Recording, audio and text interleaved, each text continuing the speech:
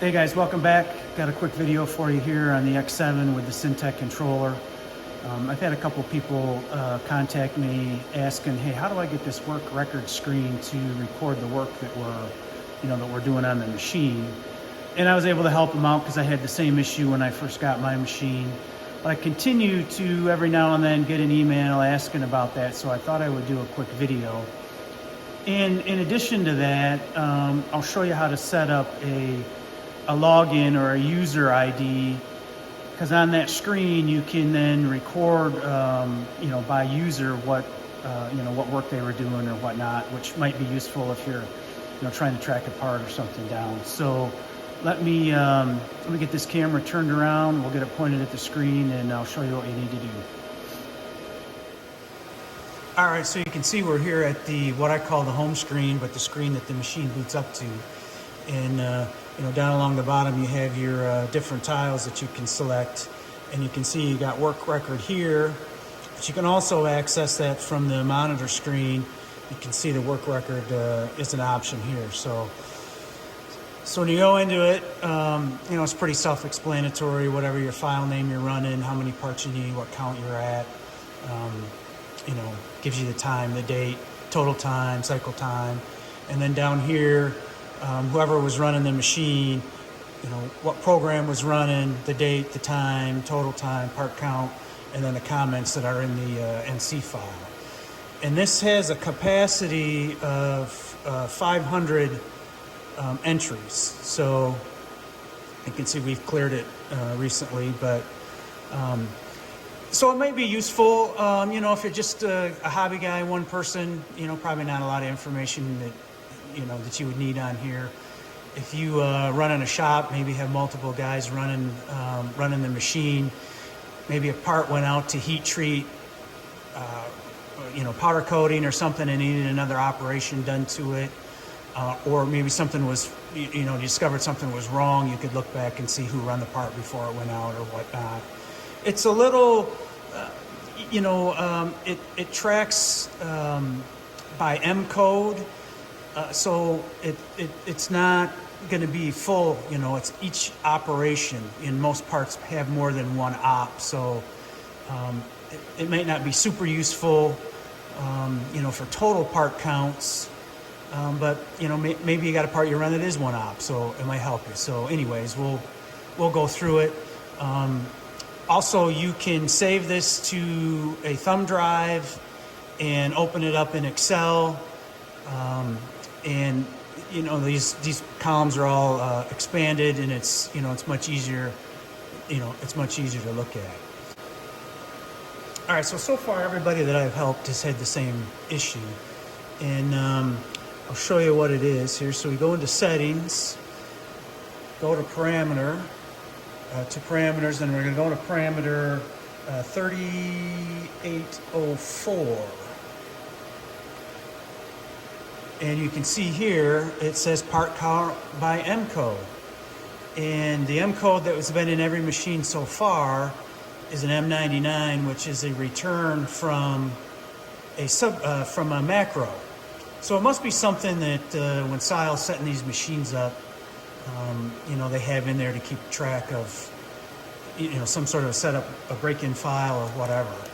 So you can set that to any M code you want. It could be turning coolant on, coolant off.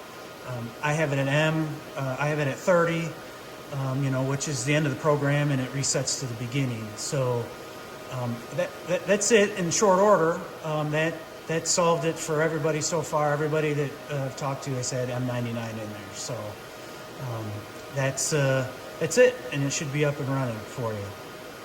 Now we'll go. Let me reset this here, and I'll show you how to set up a user account. All right, so let's add a user to the system. So you go to Maintenance, Authority Management, and then this is the default user account, and the password is 520.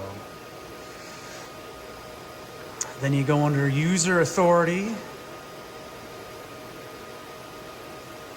and then this is the screen that you can add, a new name to, and then the different parts of the of the controller that you want to give them access to. So these sample ones are actually the default user ones, and everything is wide open, right? So let's, and this is slow to react to any inputs. Get this scroll down here. So it's kind of not intuitive in how this works. So first you got to hit add, and then you see, because I already had done one, so it says new one in there. So we added another new one. So then you got to go back, and then you can edit it to change the name that you want to use.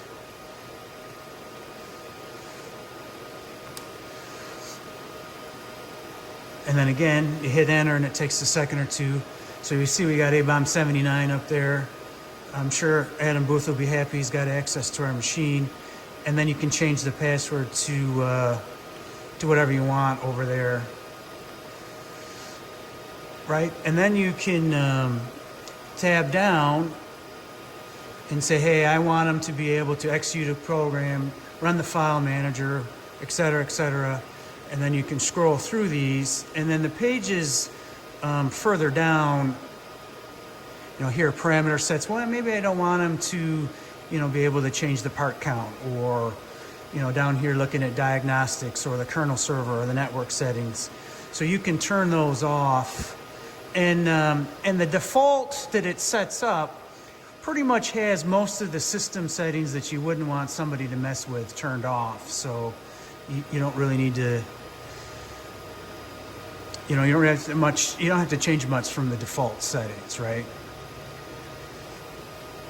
All right, and that's it, right? So if we exit out of here, we hit close or back, whatever. Go to the information screen, and we'll do a log out, because you can see we're logged in as the admin up there. So we'll do a log out.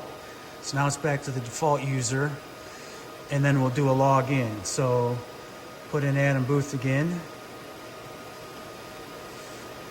and you hit enter to bring it in up there, and then you have to tab down and then put the password in, 1 2 3 4, enter, and then hit OK. You can see A-Bomb 79 now is logged into the machine. And then if we go back to the work record, if we'd run a file, as you're running it, it keeps track and doesn't write it. So you can see here the part count, and we can run this test file real quick. It only takes a brief second because it is already at tool 6. So let's run it. Oh, of course. And then we'll run it again. Run it one more time, and then one more time. So you can see we got a part count of 4, and if we go back to the work record, I'll show you how this works. So you have to, this is still loaded, so it still thinks you're going to run, you're going to run a few more. So you got to load another program. And now if we go to the work record, we can see A-Bomb 79 ran test 9 4 times. So that's, so that's why a user account might be beneficial if you want to keep track of what's really going on with the machine. So I hope this helps. Like I said, I've had several people, email asking about how to do this. And in my mind, without having a user account, it doesn't make a lot of sense. And, if there's just one person running the machine, again, it doesn't make a whole lot of sense to me. But, to each his own. If it's one person and you want a user account and you want to keep track of everything you've done, you're good to go. So, again, hopefully this helps. I haven't posted a video in a while. I have a lot of video footage shot that I need to get edited. Like everybody this time of year, it's super busy, so I'll do my best to get a couple more out. But again, hope you enjoyed this, and we'll see you in the next one.